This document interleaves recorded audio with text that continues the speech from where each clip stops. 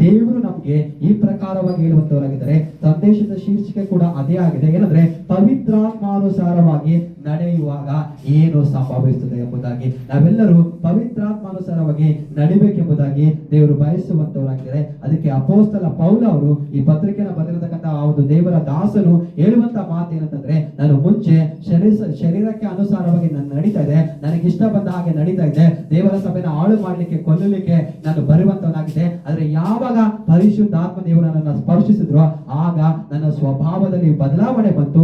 ನಾನು ಈಗ ಶರೀರ ಸಂಬಂಧವಾಗಿ ಜೀವಿಸುವಂತವನಲ್ಲ, ನಾನು ಆತ್ಮ ಸಂಬಂಧವಾಗಿ ಜೀವಿಸುವಂತವನಾಗಿದ್ದೇನೆ. ಅದಕ್ಕೆ ಆ ವ್ಯಕ್ತಿ ಕೇಳುವಾಗ, ನೀವು ಈ ಶರೀರಕ್ಕೆ ಸಂಬಂಧಪಟ್ಟಂತ ಒಂದು ಶೋಧನೆಗಳು, ಈ ಶರೀರಕ್ಕೆ ಸಂಬಂಧಪಟ್ಟಂತ ಒಂದು ಟೆಂಪ್ಟೇಷನ್ಗಳು ಬಂದಾಗ, ಪರೀಕ್ಷೆಗಳು ಬಂದಾಗ ಹೇಗೆ ಜಯಿಸಿದ್ರಿ ಎಂಬುದಾಗಿ ಅವ್ರನ್ನ ಕೇಳುವಾಗ ಅವ್ರು ಹೇಳ್ತಾರೆ, 1 ಕೊರಿಂಥದವರಿಗೆ 14ನೇ ಅಧ್ಯಾಯದ 18ನೇ ವಾಕ್ಯ. ಮೊದಟಿ ಕೊರಿಂಥಲು ಹಲ್ಲೆಲೂಯಾ 14 ಅಧ್ಯಾಯ 17ನೇ ವಚನ. 14 1 ಕೊರಿಂಥದವರಿಗೆ 18 14:18 1 ಕೊರಿಂಥ. ನಾನು ನಿಮ್ಮೆಲ್ಲರಿಗಿಂತಲೂ ಹೆಚ್ಚಾಗಿ ವಾಣಿಗಳನ್ನಾಡುತ್ತೇನೆಂದು ದೇವರನ್ನು ಕೊಂಡಾಡುತ್ತೇನೆ.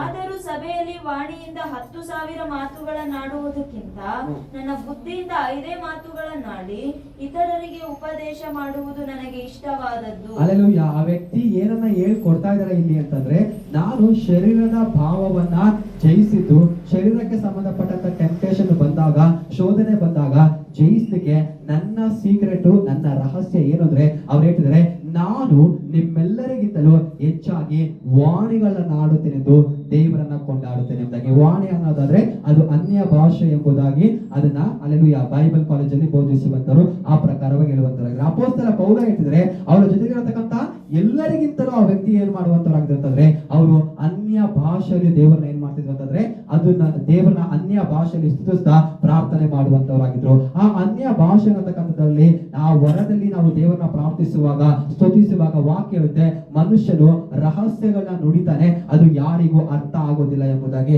ಆ ವ್ಯಕ್ತಿಯ ಒಂದು ಸೀಕ್ರೆಟ್ ಆ ವ್ಯಕ್ತಿ ಹೇಳಿಕೊಡ್ತಾ ಇದ್ದಾರೆ. ಏನಂತಂದ್ರೆ, ನಾನು ಅನ್ಯ ಭಾಷೆಯಲ್ಲಿ ಪ್ರಾರ್ಥನೆ ಮಾಡುವಾಗ ನಾನು ನಿಮ್ಮೆಲ್ಲರಿಗಿಂತ ಹೆಚ್ಚಾಗಿ ವಾಣಿಗಳನ್ನ ಆಡ್ತೀನಿ.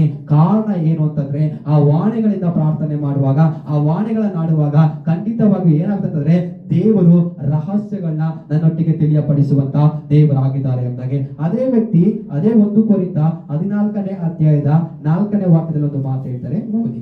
1 ಕೊರಿಂಥ 14:4 14 ಅಧ್ಯಾಯ 4 ವಚನ. 1 ಕೊರಿಂಥ. ವಾಣಿಯನ್ನಾಡುವವನು ತನಗೆ ಮಾತ್ರ ಭಕ್ತಿ ವೃತ್ತಿಯನ್ನುಂಟು ಮಾಡುತ್ತಾನೆ, ಪ್ರವಾದಿಸುವವನು ಸಭೆಗೆ ಭಕ್ತಿ ವೃತ್ತಿಯನ್ನುಂಟು ಮಾಡುತ್ತಾನೆ. ಹಲ್ಲೆಲೂಯಾ. ಅವ್ರು ಹೇಳ್ತಿದ್ರೆ, ವಾಣಿಯನ್ನು ಆಡುವವನು, ಯಾರು ಅನ್ಯ ಭಾಷೆಯಲ್ಲಿ ಪ್ರಾರ್ಥನೆ ಮಾಡ್ತಾರೋ ಅವರು ಸಭೆಗಲ್ಲ, ಆತ್ಮಿಕ ವ್ಯಕ್ತಿ, ಆತ್ಮಿಕ ಜೀವಿತಕ್ಕೆ ತನಗೆ ತಾನೇ ಭಕ್ತಿ ವೃತ್ತಿಯನ್ನ ಉಂಟು ಮಾಡಿಕೊಳ್ತಾರೆ ಎಂಬುದಾಗಿ. ಆ ಅನ್ಯ ಭಾಷೆ ಅನ್ನತಕ್ಕಂಥದ್ದು ಅದು ಪರಲೋಕದ ಭಾಷೆಯಾಗಿದೆ. ಆ ಅನ್ಯ ಭಾಷೆ ಅನ್ನುವಂಥದ್ದು ದೇವರ ಭಾಷೆಯಾಗಿದೆ. ಆದ್ರಿಂದ ನಾವು ಮಾತನಾಡುವಾಗ ಅದು ಬೇರೆಯವರಿಗೆ ಅಭಿವೃದ್ಧಿ ಮಾಡುತ್ತೆ ಎಂಬುದಾಗಿ ಸತ್ಯವೇದ ಹೇಳ್ತಾ ಇಲ್ಲ. ಅದು ನಮ್ಮ ಆತ್ಮಿಕ ಜೀವಿತವನ್ನ, ನಮ್ಮ ಭಕ್ತಿಯ ಜೀವಿತವನ್ನ ಅದು ಉನ್ನತಕ್ಕೆ ತೆಗೆದುಕೊಂಡು ಬರುತ್ತೆ ಎಂಬುದಾಗಿ. ಅದಕ್ಕೆ ಅವ್ರು ಹೇಳ್ತಿದ್ದಾರೆ, ಏನಂದ್ರೆ ವಾಣಿಯನ್ನಾಡುವವನು ತನಗೆ ಮಾತ್ರ ಭಕ್ತಿ ವೃದ್ಧಿಯನ್ನ ಉಂಟು ಮಾಡ್ಕೊಳ್ತಾನೆ ಎಂಬುದಾಗಿ. ನಮ್ಮ ಜೀವಿತದಲ್ಲಿ ಭಕ್ತಿ ಹೆಚ್ಚಾಗ್ಬೇಕಂತಂದ್ರೆ, ಭಕ್ತಿ ಅಭಿವೃದ್ಧಿ ಆಗ್ಬೇಕಂದ್ರೆ ಪರಿಶುದ್ಧಾತ್ಮ ದೇವರ ಬಳಿಯಲ್ಲಿ ಜೀವ ಮರಣಗಳಿಂದ ಹಲ್ಲೆಲೂಯಾ ಆ ನಿಯಮದಿಂದ ಬಿಡುಗಡೆ ಮಾಡತಕ್ಕಂತ ಪರಿಶುದ್ಧಾತ್ಮನ ಬಳಿಯಲ್ಲಿ ಪ್ರಾರ್ಥನೆ ಮಾಡಬೇಕು. ಏನಂತಂದ್ರೆ, ದೇವರೇ, ಅಪೊಸ್ತಲ ಪೌಲ ಹೇಳಿದ ಹಾಗೆ ಅನ್ಯ ಭಾಷೆಯಲ್ಲಿ ಪ್ರಾರ್ಥನೆ ಮಾಡುವಾಗ ನಮ್ಮ ಆತ್ಮಿಕ ಜೀವಿತ ಅಭಿವೃದ್ಧಿ ಆಗುತ್ತೆ ಅಂತ ಸತ್ಯವೇದ ಕಲಿಸುತ್ತೆ. ಅದಕ್ಕೆ ನಾವು ವಾಣಿಗಳನ್ನ ಆಡುತ್ತಾ ನಾವು ಅನ್ಯ ಭಾಷೆಯಲ್ಲಿ ಪ್ರಾರ್ಥನೆ ಮಾಡ್ಲಿಕ್ಕೆ ನನಗೇನು ಸಹಾಯ ಮಾಡು. ಏಕೆಂತಂದ್ರೆ ಅದೇ ಕೊರಿಂಥದಲ್ಲಿ ಓದುವಾಗ ಅವ್ರು ಹೇಳ್ತಾರೆ, ಆ 9 ವರಗಳಲ್ಲಿ 1 ವರ ಯಾವ್ದಾಗಿದೆ ಅಂತಂದ್ರೆ ಅನ್ಯ ಭಾಷೆಯಲ್ಲಿ ಮಾತನಾಡತಕ್ಕಂಥ ವರ ಅದು ಆಗಿದೆ ಎಂಬುದಾಗಿ. ಅದಕ್ಕೆ ಅದೊಂದು ವರ ಆಗಿದೆ. ಆ ವರವನ್ನ ನಾವು ದೇವರಿಂದ ಕೇಳಿ ಪಡೆದುಕೊಂಡು ಅದರಲ್ಲಿ ಪ್ರಾರ್ಥನೆ ಮಾಡುವಾಗ ವಾಕ್ಯ ಹೇಳಿದ ಹಾಗೆ ಯಾರು ವಾಣಿಗಳನ್ನ ಆಡುತ್ತಾ ಪ್ರಾರ್ಥನೆ ಮಾಡ್ತಾರೋ ಅವನು ತನ್ನ ಆತ್ಮಿಕ ಜೀವಿತಕ್ಕೆ ಏನ್ ಮಾಡ್ತಾರೆ ಅಂದ್ರೆ ಅಭಿವೃದ್ಧಿನ ಉಂಟು ಮಾಡ್ಕೊಳ್ತಾರೆ ಎಂಬುದಾಗಿ. ಇವತ್ತು ಅನೇಕ ಸಭೆಗಳಲ್ಲಿ ಮಿಸ್ ಆಗ್ತಿರ್ತಕ್ಕಂಥ ಒಂದು ವಿಷಯ ಏನಂತಂದ್ರೆ, ಅನೇಕ ಜನರು ಈ ವಾಣಿಗಳನ್ನ ಆಡುವಂಥದ್ದು ಅಥವಾ ಅನ್ಯ ಭಾಷೆಯಲ್ಲಿ ಪ್ರಾರ್ಥನೆ ಮಾಡತಕ್ಕಂಥದ್ದು ಬೇಡ ಎಂಬುದಾಗಿ ಹೇಳುವಂತವರಾಗಿದ್ದಾರೆ. ಆ ರೀತಿಯಾಗಲ್ಲ, ಅದು 9 ವರಗಳಲ್ಲಿ ಒಂದು ವರ ಆಗಿರೋದ್ರಿಂದ ದೇವರನ್ನ ಕೇಳುವಾಗ ಅಲ್ಲೆಲೂಯ ಹೊಂದಿಕೊಂಡಿರುವಂತವರು ಮಾತಾಡ್ಬೇಕು. ಹೊಂದಿಕೊಳ್ಳದೆ ಇರುವಂತವರು ಅದರಿಂದ ಪ್ರಾರ್ಥನೆ ಮಾಡ್ಲಿಕ್ಕೆ ಆಸಕ್ತಿ ಉಳ್ಳವರು ಪರಿಶುದ್ಧಾತ್ಮ ದೇವರನ್ನ ಕೇಳುವಾಗ ಖಂಡಿತವಾಗಿ ಅವ್ರು ಏನ್ ಮಾಡ್ತಾರೆ ಅಂತಂದ್ರೆ ಅಲ್ಲೆಲೂಯ ಆ ವಾಣಿಯನ್ನ ಆಡ್ತಕ್ಕಂತ ಕೃಪೆಯನ್ನ, ಆ ವರವನ್ನ ಆ ಒಂದು ದೇವರು ನಮ್ಗೆ ಏನ್ ಮಾಡ್ತಾರೆ ಅಂತಂದ್ರೆ ಅದನ್ನ ಕೊಡುವಂತವರಾಗಿದ್ದಾರೆ. ಎಲ್ಲಿ ವಾಣಿಯ ನಾಡಿ ಪ್ರಾರ್ಥನೆ ಮಾಡ್ತಾರೋ, ಎಲ್ಲಿ ಅನ್ಯ ಭಾಷೆಯಲ್ಲಿ ಪ್ರಾರ್ಥನೆ ಮಾಡ್ತಾರೋ ಖಂಡಿತವಾಗಿಯೂ ಆ ಸ್ಥಳದಲ್ಲಿ ಅದ್ಭುತ ಕಾರ್ಯಗಳನ್ನ, ಸೂಚಕ ಕಾರ್ಯಗಳನ್ನ ಮಾಡ್ಲಿಕ್ಕೆ ಪರಿಶುದ್ಧಾತ್ಮ ದೇವರು ಆತನು ಸಿದ್ಧನಾಗಿದ್ದಾನೆ ಎಂಬುದಾಗಿ, ಅದ್ಭುತ ಕಾರ್ಯಗಳ, ಸೂಚಕ ಕಾರ್ಯಗಳನ್ನ ನೋಡಬೇಕಾದ್ರೆ ಖಂಡಿತವಾಗಿಯೂ ಆ ವಾಣಿಗಳನ್ನ ನಾಡುತ್ತಾ ನಮ್ಮ ಜೀವಿತಕ್ಕೆ ಆತ್ಮಿಕ ಅಭಿವೃದ್ಧಿಯನ್ನು ತರತಕ್ಕಂತ ಆ ಒಂದು ಅನ್ಯ ಭಾಷೆಯ ವರವನ್ನ ನಾವು ಪಡೆದುಕೊಂಡಿರ್ಬೇಕು. ಅದು ಸಭೆಯಲ್ಲಿ ಮಾತನಾಡಬಹುದು, ಮತ್ತೆ ನಾವು ಪರ್ಸನಲ್ ಆಗಿ ಪ್ರಾರ್ಥನೆ ಮಾಡ್ತಕ್ಕಂತ ಆ ಪ್ರಾರ್ಥನೆ ಕೋಣೆಯಲ್ಲೂ ಕೂಡ ನಾವು ಪ್ರಾರ್ಥನೆ ಮಾಡುವಾಗ ದೇವರು ರಹಸ್ಯಗಳನ್ನ ನಮ್ಮೊಟ್ಟಿಗೆ ಆತನು ತಿಳಿಯಪಡಿಸ್ತಾನೆ ಎಂಬುದಾಗಿ ಈ ದಿನ ನೀವು ದೇವರ ಸಮ್ಮುಖದಲ್ಲಿ ಪ್ರಾರ್ಥನೆ ಮಾಡ್ತಾ ಬನ್ನಿ. ದೇವರೇ, ನಾವು ಕೂಡ ಅನ್ಯ ಭಾಷೆಯಲ್ಲಿ ಪ್ರಾರ್ಥನೆ ಮಾಡಬೇಕು. ಅನ್ಯ ಭಾಷೆಯಲ್ಲಿ ಪ್ರಾರ್ಥನೆ ಮಾಡುವಾಗ ಏನು ಸಂಭವಿಸುತ್ತೆ ಎಂಬುದಾಗಿ ಸತ್ಯವೇದ ಕೇಳುವಾಗ ಅಪೊಸ್ತಲ ಪೌಲ ಹೇಳ್ತಾರೆ, ನಾನು ಟೆಂಪ್ಟೇಷನ್ ಅನ್ನ ಜಯಿಸ್ಲಿಕ್ಕೆ, ನಾನು ಶತ್ರುವಿನ ಶೋಧನೆಗಳ ಜಯಿಸ್ಲಿಕ್ಕೆ ನನಗೆ ಸಹಾಯ ಮಾಡಿದ್ದು ಯಾರಂದ್ರೆ ದೇವರ ಪರಿಶುದ್ಧಾತ್ಮನು. ಆತನು ಕೊಟ್ಟಿರತಕ್ಕಂತ ಈ ವಾಣಿಗಳನ್ನ ಆಡತಕ್ಕಂತ ಒಂದು ಕೃಪೆ ಏನಿದೆಯೋ ಆ ಕೃಪೆ ನನ್ನ ಮೇಲೆ ಬಂದಾಗ ನಾನು ಏನ್ ಮಾಡ್ತೀನಿ ಅಂದ್ರೆ ಶರೀರದ ಕ್ರಿಯೆಗಳನ್ನ ಜಯಿಸ್ಲಿಕ್ಕೆ ದೇವರು ನನಗೆ ಸಹಾಯ ಮಾಡಿದ್ರು ಎಂಬುದಾಗಿ. ಅದಕ್ಕೆ ದೇವರ ಸಭೆ ಅನ್ಯ ಭಾಷೆಯಲ್ಲಿ ಪ್ರಾರ್ಥನೆ ಮಾಡೋದನ್ನ ಕಲಿಬೇಕೆಂಬುದಾಗಿ ನಾನು ಹೇಳುವಂತವನಾಗಿದ್ದೇನೆ. ಯೋಹಾನ ಸುವಾರ್ತೆ 3ನೇ ಅಧ್ಯಾಯದ 5 ಮತ್ತು 6ನೇ ವಾಕ್ಯವಲ್ಲಿ. ಯೋಹಾನ ಸುವಾರ್ತ 3 ಅಧ್ಯಾಯ 5-6 ವಚನ. ಯೋಹಾನ ಸುವಾರ್ತೆ 3ನೇ ಅಧ್ಯಾಯ 5-6. ಅದಕ್ಕೆ ಯೇಸು, ಹೌದು. ನಾನು ನಿನಗೆ ನಿಜ ನಿಜವಾಗಿ ಹೇಳುತ್ತೇನೆ, ಒಬ್ಬನು ನೀರಿನಿಂದಲೂ ಆತ್ಮನಿಂದಲೂ ಹುಟ್ಟಿದರೆ ದೇವರ ರಾಜ್ಯಕ್ಕೆ ಸೇರಲಾರನು.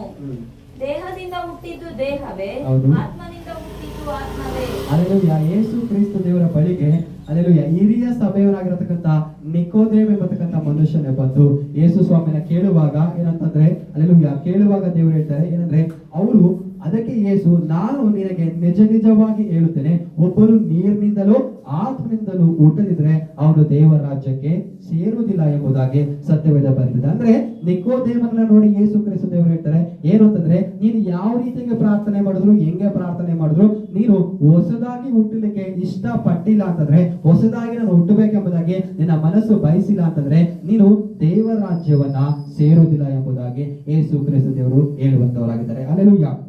ಅಂದ್ರೆ ಒಬ್ಬ ಮನುಷ್ಯನು ಹೊಸದಾಗಿ ಹುಟ್ಟುವಾಗ ಏನಾಗುತ್ತೆ ಅಂತಂದ್ರೆ ನಮ್ಮ ಜೀವಿತದಲ್ಲಿ ನಾವು ದೇವರ ರಾಜ್ಯವನ್ನ ಸೇರುವಂತವರಾಗಿದ್ದಾರೆ. ಆ ವಾಕ್ಯದ ಅರ್ಥ ಈ ಪ್ರಕಾರವಾಗಿದೆ. ಅದೇನಂತಂದ್ರೆ ಒಬ್ಬನು ನೀರಿನಿಂದಲೂ ಆತ್ಮನಿಂದಲೂ ಹುಟ್ಟುವಾಗ ಅದೇನಾಗುತ್ತಂದ್ರೆ ಹೊಸ ಜನನಗಳು ಶುರುವಾಗ್ಲಿಕ್ಕೆ ಕಾರಣವಾಗುತ್ತೆ. ಹೇಗೆ ಒಂದು ಮಗು ಹುಟ್ಟಲಿಕ್ಕೆ ತಂದೆ ತಾಯಿಗಳು ಕಾರಣವಾಗಿರ್ತಾರೋ, ಇಬ್ಬರು ಕಾರಣವಾಗಿರ್ತಾರೋ, ಅದೇ ರೀತಿಯಾಗಿ ಆತ್ಮಿಕವಾಗಿರ್ತಕ್ಕಂಥ ಒಂದು ವ್ಯಕ್ತಿಗೆ ಜನನ ಕೊಡ್ಲಿಕ್ಕೆ ಅಲ್ಲೆಲೂಯಾ ಒಂದು ನೀರು, ಎರಡನೇದಾಗಿ ಆತ್ಮ ಕಾರಣವಾಗಿದೆ ಎಂಬುದಾಗಿ ನಾವು ಅದನ್ನ ತಿಳ್ಕೊಳ್ಬೇಕು. ತುಂಬಾ ಜನ ಸ್ನಾನ ಬೇಡ, ದೀಕ್ಷಾ ಸ್ನಾನ ಬೇಡ, ನಾವು ಹಾಗೆ ಇರ್ತೀವಿ ಎಂಬುದಾಗಿ ಅಂದುಕೊಳ್ಳುವಂತವರಿದ್ದಾರೆ. ಆದ್ರೆ ವಾಕ್ಯ ಹೇಳ್ತದೆ ಏನಂದ್ರೆ ಒಂದು ಮಗು ಹುಟ್ಟಲಿಕ್ಕೆ ಹೇಗೆ ಇಬ್ಬರು ಕಾರಣಕರ್ತರಾಗಿರ್ತಾರೋ ಭೂಮಿಯ ನಿಯಮದ ಪ್ರಕಾರವಾಗಿ, ಅದೇ ರೀತಿಯಾಗಿ ಒಬ್ಬ ಮನುಷ್ಯನು ಆತ್ಮಿಕವಾಗಿ ಜನಿಸ್ಬೇಕಂದ್ರೆ ವಾಕ್ಯ ಹೇಳುತ್ತೆ ಅದೇನಂತಂದ್ರೆ ಅವನು ನೀರಿನಿಂದಲೂ ಆತ್ಮನಿಂದಲೂ ಹುಟ್ಟಿದ್ರೆ ಮಾತ್ರನೇ ಅವನು ಏನಾಗ್ತಾನೆ ಅಂತಂದ್ರೆ ದೇವರ ರಾಜ್ಯವನ್ನ ಕಾಣ್ತಾನೆ ಎಂಬುದಾಗಿ. ನಾವು ನೀರಿನಿಂದಲೂ ಆತ್ಮನಿಂದಲೂ ಹುಟ್ಟಿಲ್ಲ ಅಂತಂದ್ರೆ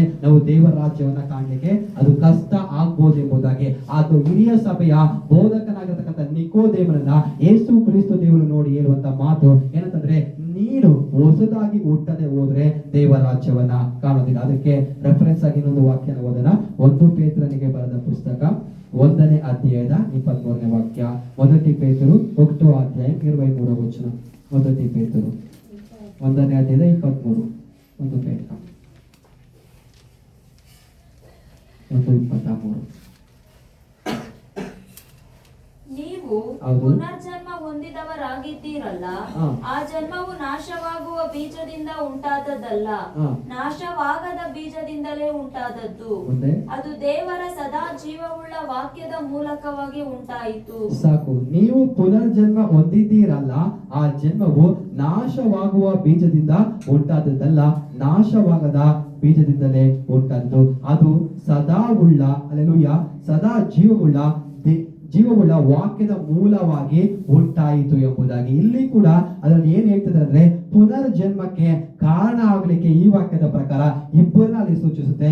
ಒಂದು ಏನು ಅಂತಂದ್ರೆ ಒಂದು ಪರಿಶುದ್ಧಾತ್ಮ ದೇವರಾಗಿದ್ದಾರೆ, ಇನ್ನೊಂದು ವಾಕ್ಯವಾಗಿದೆ ಎಂಬುದಾಗಿ. ಒಬ್ಬ ಮನುಷ್ಯನ ಜೀವಿತದಲ್ಲಿ ಅವನ ಆತ್ಮಿಕವಾಗಿ ಮತ್ತೆ ಹುಟ್ಲಿಕ್ಕೆ ಕಾರಣಕರ್ತರಾಗಿರತಕ್ಕಂಥ ಇಬ್ಬರು, ಒಂದು ಏನಂತಂದ್ರೆ ಒಂದು ಪರಿಶುದ್ಧಾತ್ಮ ದೇವರಾಗಿದ್ದಾರೆ, ಇನ್ನೊಂದು ದೇವರ ವಾಕ್ಯ. ಒಂದು ಯೇಸು ಕ್ರಿಸ್ತು ದೇವರಾಗಿದ್ದಾರೆ, ದೇವರ ವಾಕ್ಯ ಅಂದ್ರೆ ಯೇಸು ಸ್ವಾಮಿಯವರು. ಎರಡದಾಗಿ ಪರಿಶುದ್ಧಾತ್ಮ ದೇವರು. ಒಬ್ಬ ಮನುಷ್ಯನು ಆತ್ಮಿಕ ಜೀವಿತದಲ್ಲಿ ಮತ್ತೆ ಹುಟ್ಲಿಕ್ಕೆ ಇವರ ಒಂದು ಪಾತ್ರ ಬಹಳ ಪ್ರಾಮುಖ್ಯವಾಗಿದೆ.